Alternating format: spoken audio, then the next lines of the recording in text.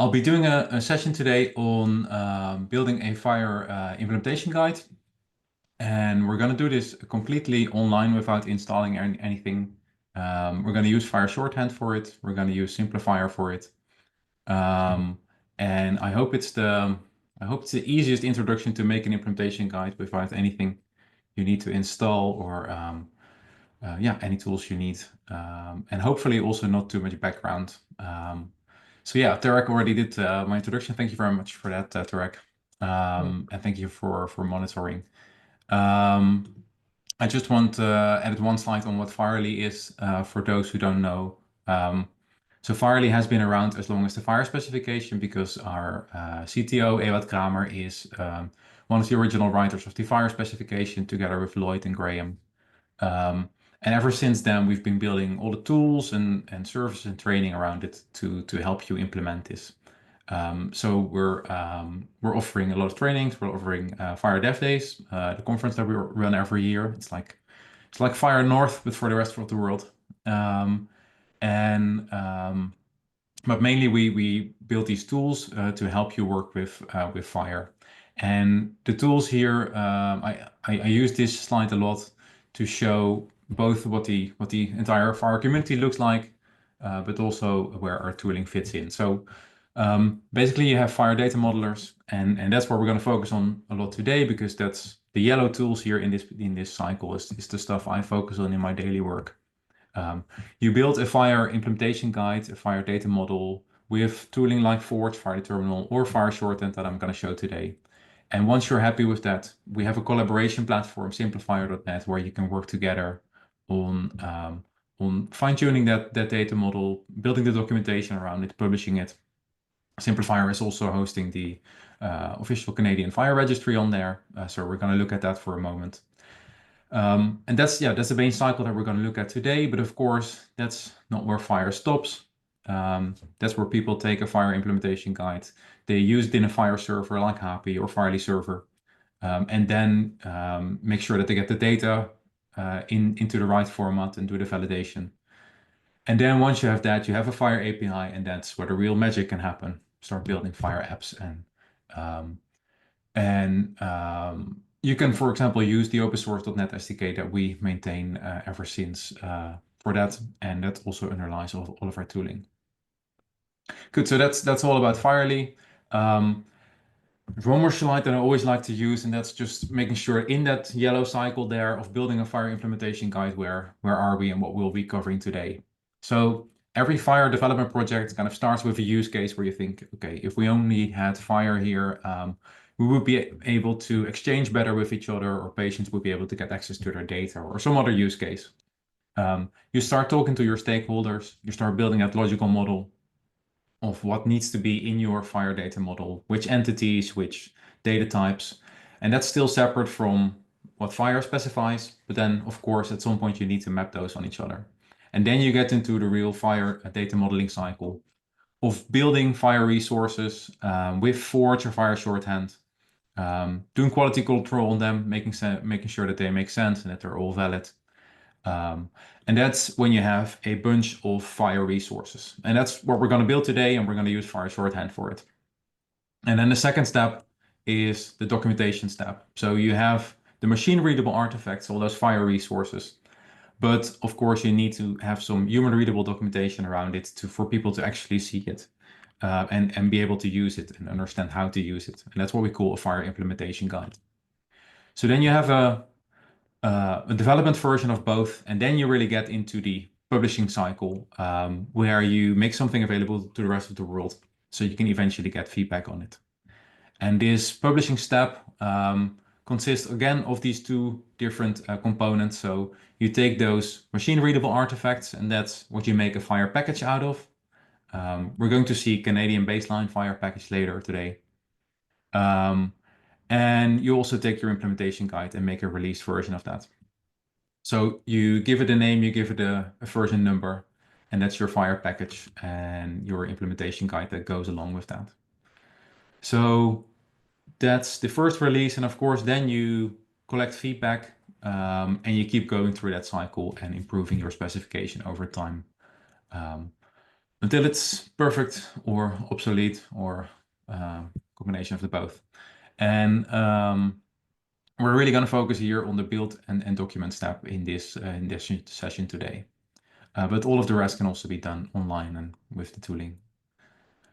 So I'm going to use FHIR Shorthand today, not the graphical editor Forge that we have for this, but this is FHIR Shorthand is really the text-based editing tool it's a domain-specific language for building FHIR resources. And there's great information online already on this to go really deep. I will only skim the surface of what you can do with FHIR Shorthand here. But there's some really nice information out there. So I'll briefly show you the FHIR Shorthand website. Let's see. Yeah, so the Fish School. This is fishschool.org, and it's something I'll put in the chat. I'll try to put more links in the chat while we go along. There's a lot of information here. You can really go to the documentation, how to install tooling locally to work with it, or go to the real definitions of FHIR Shorthand. There's an online playground that we're going to use, but there's also full courses here. Like this online course is really, really detailed. It has a lot of videos, it has a lot of exercises and background on how to make an implementation guide. So that's super useful if you want to go deeper. So that covers, yeah, both this the seminar and the links to FHIR Shorthand. The use case that we're going to work with today is something I've used before, but we're going to define a FHIR cowboy as a profile on patient, and we're going to define their favorite cowboy hat. So we're going to make a value set of hats. I found this beautiful image online of different cowboy hats. So we're going to make sure that we have a code system that defines them, and then a value set that includes all of them. And then we're going to make sure that you can use those within a profile that we call cowboy. We're going to do that with an extension. And eventually we're also going to make an instance of that cowboy so we can actually see what a cowboy looks like. So this is probably something we need to come back to when we define our FHIR resources. I'm going to use the online tools for developing FHIR Shorthand. One of them I already mentioned before is FHIR Shorthand Online, Fish Online. There's a lot of fish jokes in here. But also I'm going to use the Fish Playground that we've built into Simplifier. And both have their benefits. And I'm going to use a combination of both because of that. So the nice thing of the Simplifier.net Fish Playground is that you can, besides seeing the JSON and XML of the resource, you also see a nice graphical overview of what the resources look like, and you can see that live while you're typing. So that's where we're going to start with, building some FHIR resources. But then there's a few benefits to FHIR Shorthand Online too, because you can use dependencies. So eventually I want to build this on top of Canadian baseline profiles. That's useful with FHIR Shorthand Online. And you can configure some parameters, like what's our default canonical for our implementation guide. And also I can download them as a bundle, and that's going to be very useful because then we can play around with that in Simplifier going forward. And again, as Tarek said, if you have any questions in the meantime, please jump in. But yeah, this is what we're going to do. And I'm first going to briefly switch to Simplifier. So I have Simplifier here open. So as I said, Simplifier.net has this dual role. It's a collaboration platform for you and your colleagues to work together on making FHIR specification, but you can also publish there to the world for everyone to see. So when you go to Simplifier.net, you see on our homepage, you can create an account here. And once you have an account, you can go to your own portal. And that's where you find all your FHIR resources. So you can make a FHIR project and work with that. We have a bunch of tools here. So we're going to use the FHIR Shorthand Playground here. But first, I just briefly want to show you, if you go here on the map to Canada, you can see our landing page for all FHIR in Canada. So there's some summary here from how FHIR is doing in Canada. We have some videos here on recent explanations on FHIR in Canada. But also we have a link here to the Canadian FHIR registry. And this is something that's maintained by by Canada Health Infoway and contains all of the projects for Canada, all the FHIR projects. So there's introduction here. But if you dive into the projects, you see many projects from Ontario, British Columbia, and also the Canadian baseline profiles on here. So this is super useful, something that we're going to use. I'm specifically going to use Canadian baseline profiles here. So quickly see if I can find that baseline here. And I think the latest version that they've released, I'm not sure if we can see that here. Okay, yeah, it's kind of the baseline 1.8. So we're going to eventually build on top of this package and on top of the Canadian baseline profile. So let's quickly see the profile on patient in here. Yeah, so this is the Canadian baseline patient. Yeah, you can see what has been changed compared to the parent profile, so the core FHIR patient. One thing that I'm going to need now is the name of the profile. So this is called patient profile, and this is something we need in FHIR if we want to build on top of this resource eventually. Good. So I think it's time to start building some FHIR Shorthand resources. So I'm going back to the homepage here, and I'm going to this FHIR Shorthand playground. And as I said, the benefit here is that we can type FHIR Shorthand here on the left, and as long as you have this button on, you can live get the effect of what you're typing here on the right. So right now the binding here on this extension is required, but if I make that extensible and just stop typing for a moment, you see that this binding is now extensible instead of required. So that's nice and good, but we of course want to build something else. We want to build our use case that we have. We're going to start with a code system and a value set. So if we want to define any terminology, and in this case we want to represent these cowboy hats, we need to start with a code system that has the different cowboy hats in here. So let's see if we can get the cattleman and the pinched front and some others in there. So as we can already see here from FHIR Shorthand, it always starts with defining what resource you're going to make. So in this case, it's an extension, and this is the name of the extension. You can add some other some metadata on the resource, like the description here. And then there's different line items here with the little bulleted list for things you want to change to elements or elements you want to add to the resource. So in this case, we're going to start with building a code system. See this done. And we're going to name that cowboy hat types. And every time I stop typing, yeah, you see it's being parsed through Sushi. Sushi is the tool that takes FHIR Shorthand and makes JSON or XML out of that. In this case, it's a very empty code system right now, but you can see it already made a very empty JSON representation of this code system.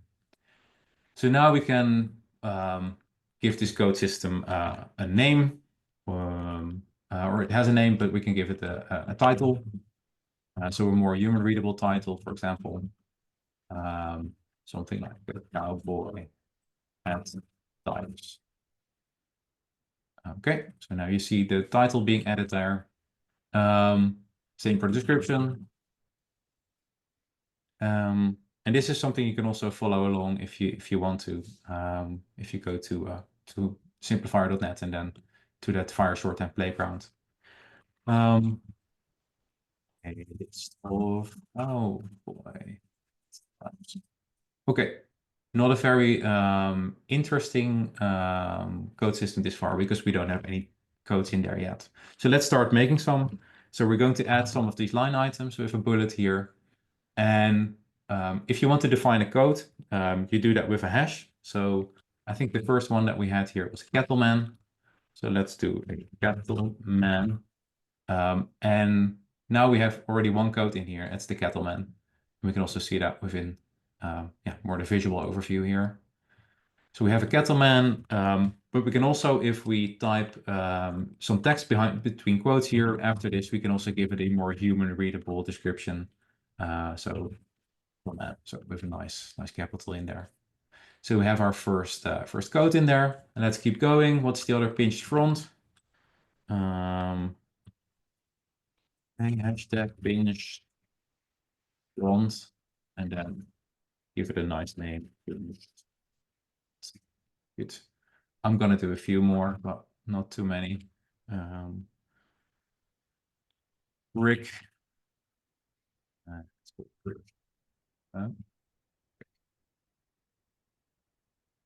Okay, one more. It is Gus. That's easy. Hashtag Gus. Okay, so we have our code system down.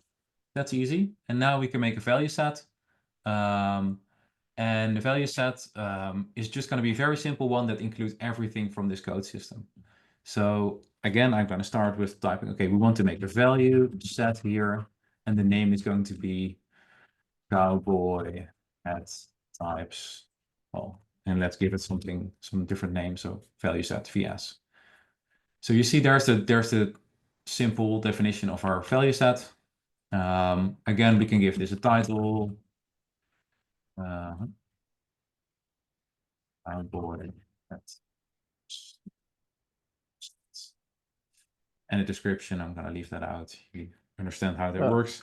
Gordon, we just have a quick question in the Q&A. Is Okay. case always lowercase after the hashtag?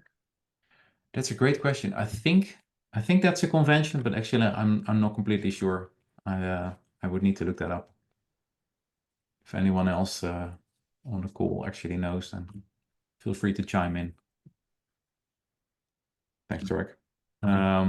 So in this value set, I'm going to make a very simple value set that includes all the codes from the code system. And the way to do that is just say include codes from system, and then we need to refer to the other system here by its name. So that's the cowboy at types. And then there you see. So we have a compose that includes everything from the code system that we have defined below here, the code system. And this is the visualization in Simplifier. It's a bit convoluted here, but this is the code system, and this is the value set, and the value sets include all the codes from the code system.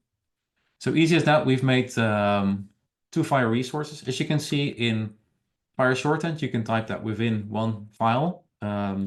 Even though in JSON or in XML, these would all be separate files. So this is one JSON file, and this is another JSON file. We can see that more clearly if we just take the code that we have here, the value set in the code system, and go to Fish Online, so the other online playground to work with FHIR Shorthand.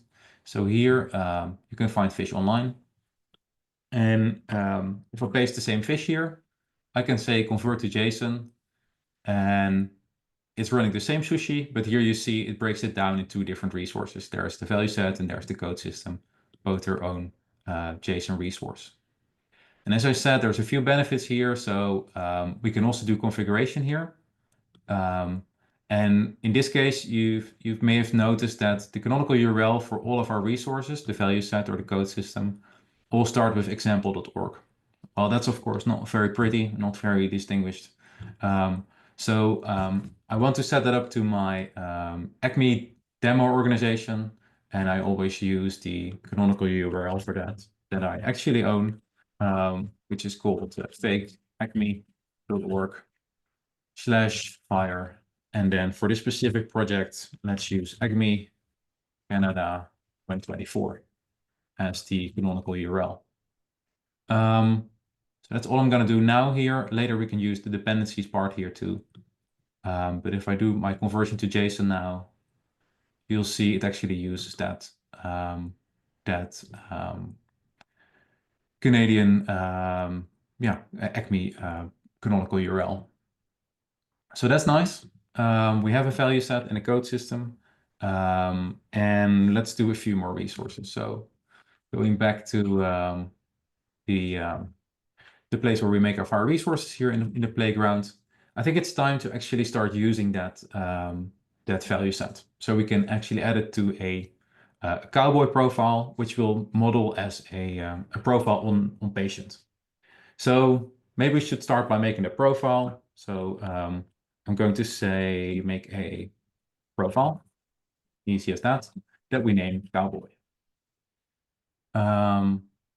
Okay, and then you see that it already gives some errors here, like, oh, you need to have a mandatory parent profile in there. So this is going to be based on, so the parent here of this profile is, let's start with the base patient.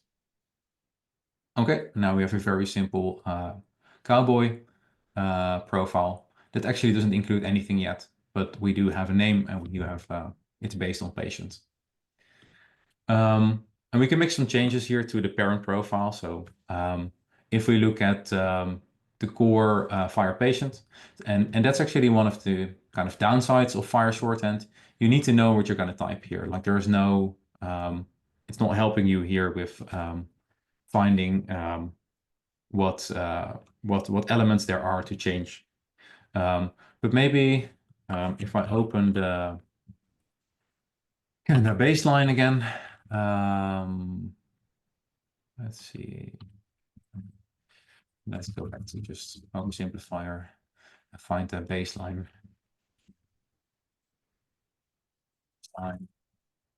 Project.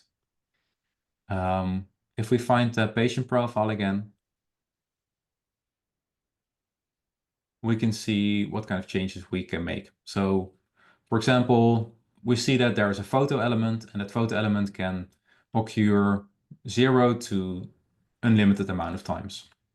So maybe in our specific use case for the cowboy, it's he doesn't want to end up at a wanted poster, so maybe he does not want to have any photos taken. So in this case, we could just say, okay, that photo element, we're going to change that from 0 to 0 instead of 0 to star.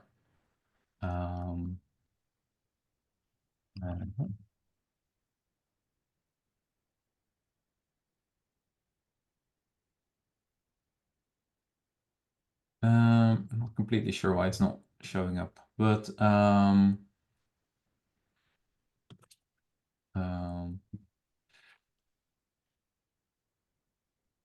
let's see. Let's do another element. So in this disease, it's another element within the FHIR specification that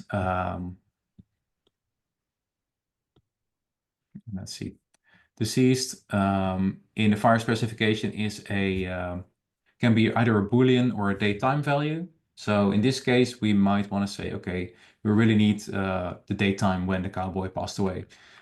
So in deceased, I could change that for, so it's a choice type element. So deceased X, I want to change to only allow date time. Okay, that does actually show up. That's good. So this is how quickly you can change elements.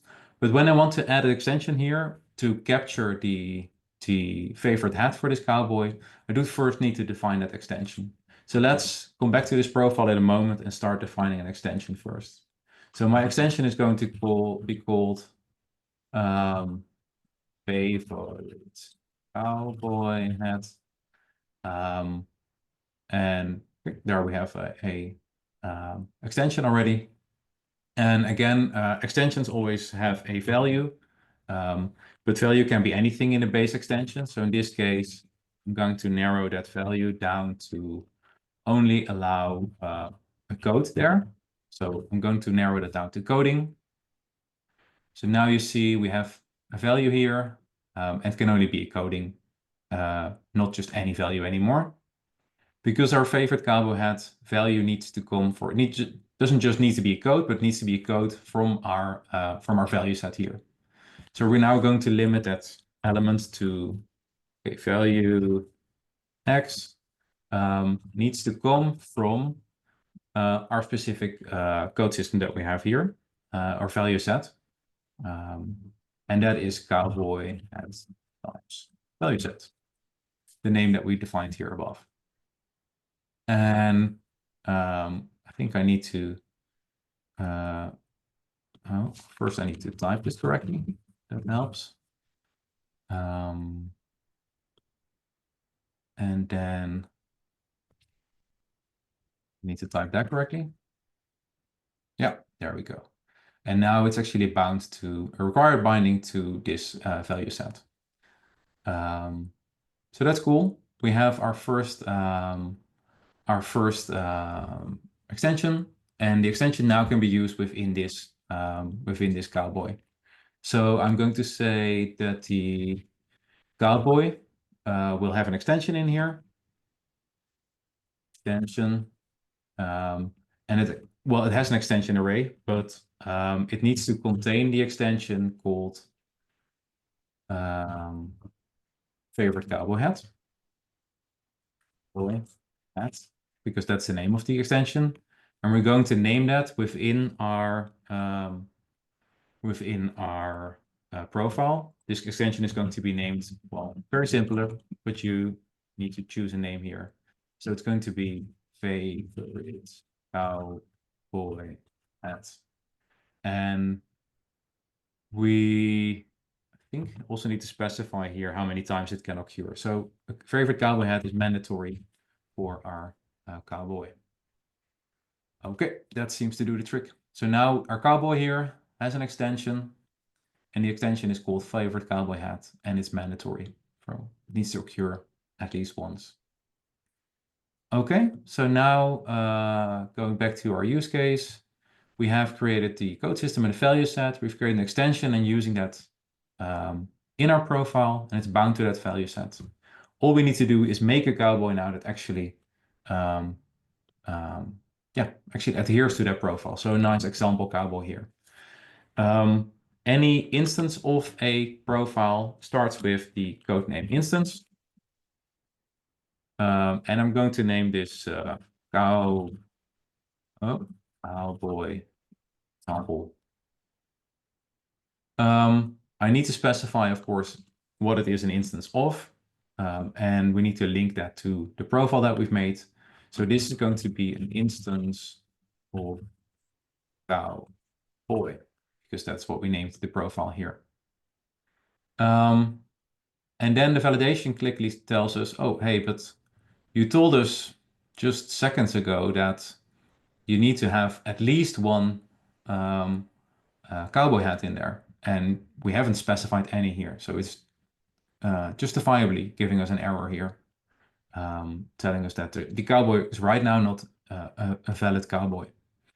So let's make sure that we actually pass that validation, and we're going to say with the extension in here that is named favorite cowboy hat. Cowboy hat. We're going to give that a value. And yeah, the value doesn't go to the extension, but it goes to the value coding of the extension, if we remember correctly. Not sure if we can see that now. Yeah, so this extension has a value called value coding, and we need to give it a value for that.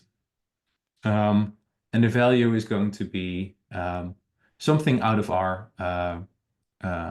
value set, of course, or out of our code system. So we need to specify that as in same kind of code as here, but first we need to specify what the system is.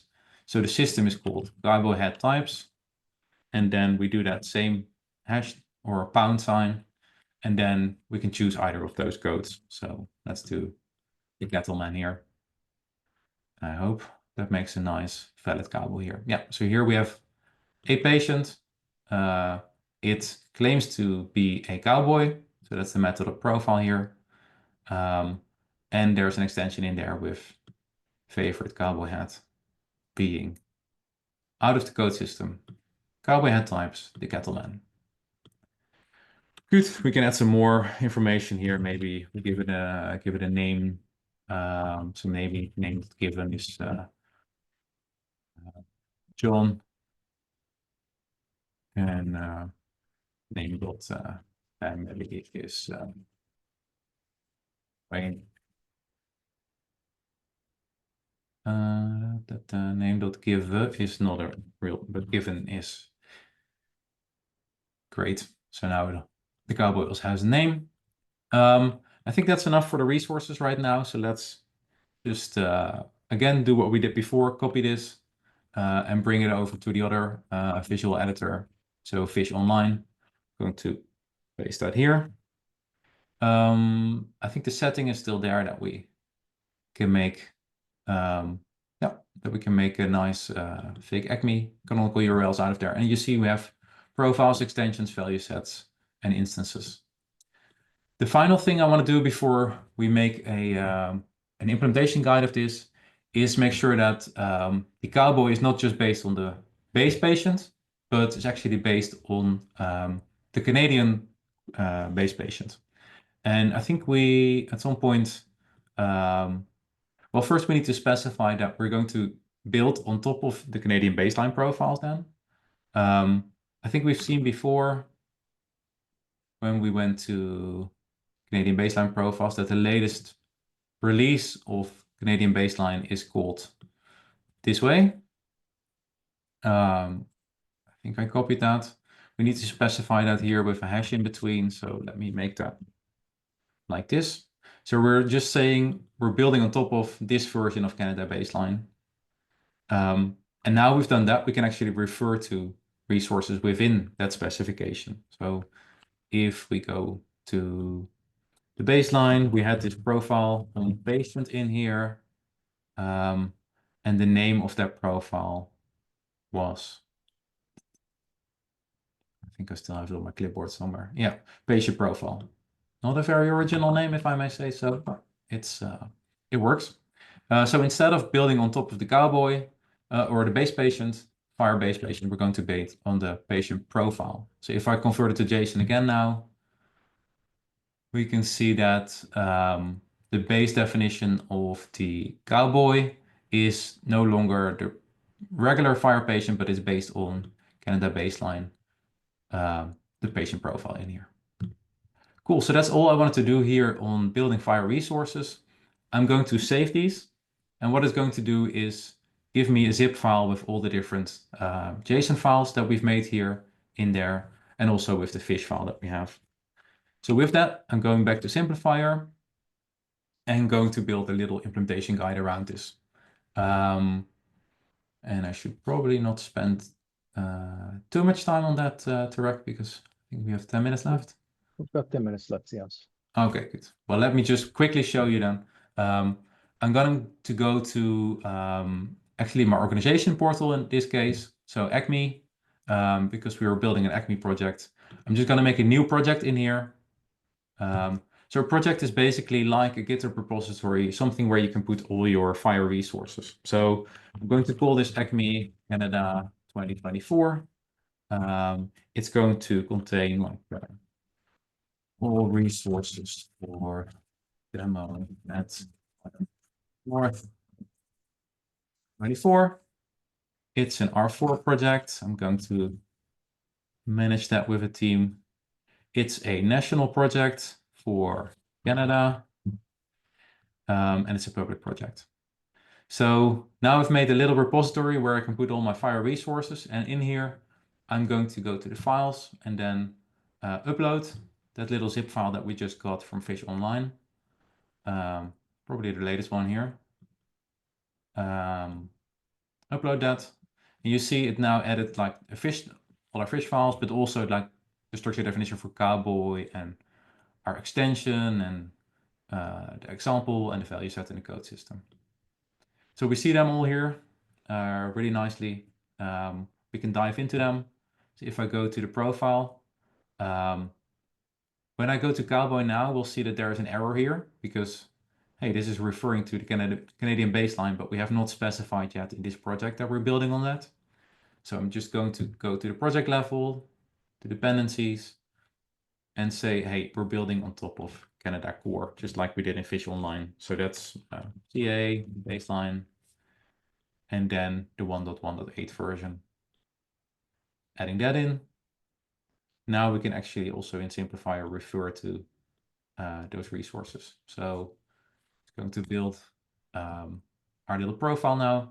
So here, if I look at the hybrid view, we'll see this is the full base FHIR patient plus all Canadian baseline requirements on top of that, plus our cowboy requirements. And those are only that we've added that extension, one extra extension. We changed deceased to only allow daytime, and we're stricken out the photo. So quickly build a little guide around that. I go to the guides tab. I create a new implementation guide. Again, let's call it something like Acme Canada before. It's a public implementation guide. And then we have a full-blown implementation guide editor where I can, just as we saw in the little FHIR Shorthand playground, I can type stuff here and we can directly see that reflected on the right. So maybe I'll type a little markdown here. Also, my implementation.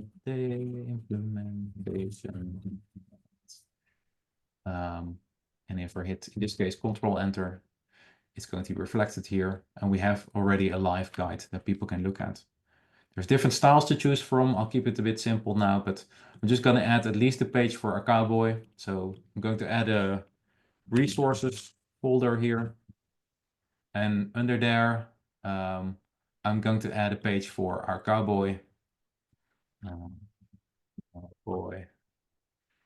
And start with an empty page. I'm going to insert a little snippet to show little snippet to start with a page to define or to document a profile.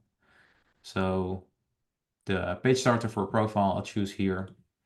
This gives you a full page already with all kind of different views, but I only need to update here the canonical URL because right now it's documenting the base patient, but here we're going to use the cowboy. So if I type cowboy here, that must be that one. And now we should have a very simple page defining our cowboy. Yep, there we go.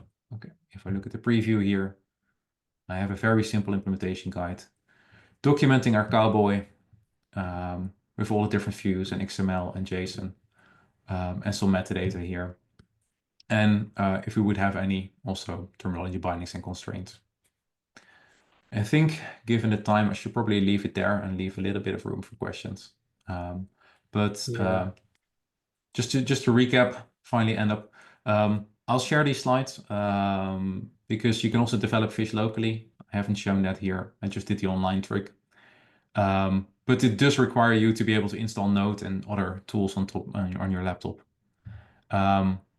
We've developed a guide with Simplifier, and this is my final slide here. Just wanted to recap. We developed a slide with or an implementation guide with FHIR Shorthand and Simplifier without installing anything locally. It's probably not the setup that you're going to use in production settings, but I hope it's a really simple introduction for you to get an implementation guide live and experience how to work with FHIR Shorthand and Simplifier together. That was really good. Thanks, Fort. Let me just Thanks, check here. I do not see any questions. Actually, there is a question in the okay. Will Simplifier support fish directly in the future, ideally as a fish big file that the main big file can call first? Yeah, that's a really good question. Yes, we are actually expanding our FHIR Shorthand support quite a bit. One thing that's coming out, I hope, in not too distant future, is that instead of me copying and pasting between the playground and my Simplifier project, that I can just directly on my Simplifier project open a fish editor for all my fish files in the project, and then save those resources back. That's an obvious thing that we're working on, but it's not ready yet. And the attendee is referring to bake. Actually, you can already use sushi within your bake files. That's already supported. If you have questions about that, I'd be happy to show you.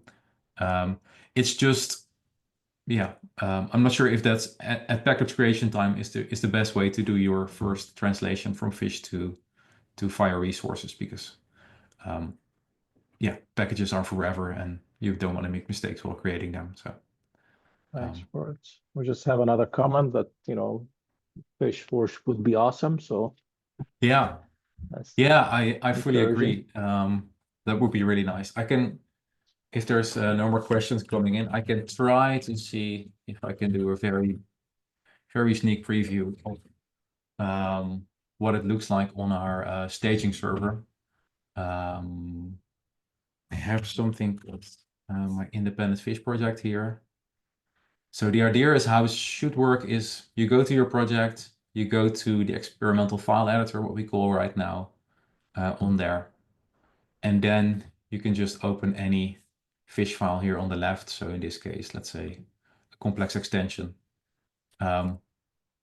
Make some changes here, just like we did in the fish playground, and save them back to your project, or maybe save the JSON back to your project and then work with them. So that's how it's supposed to going to work. Yeah, maybe next year at FHIR North. Okay. Great. Well, I see no other questions. We've got like almost like a minute left, but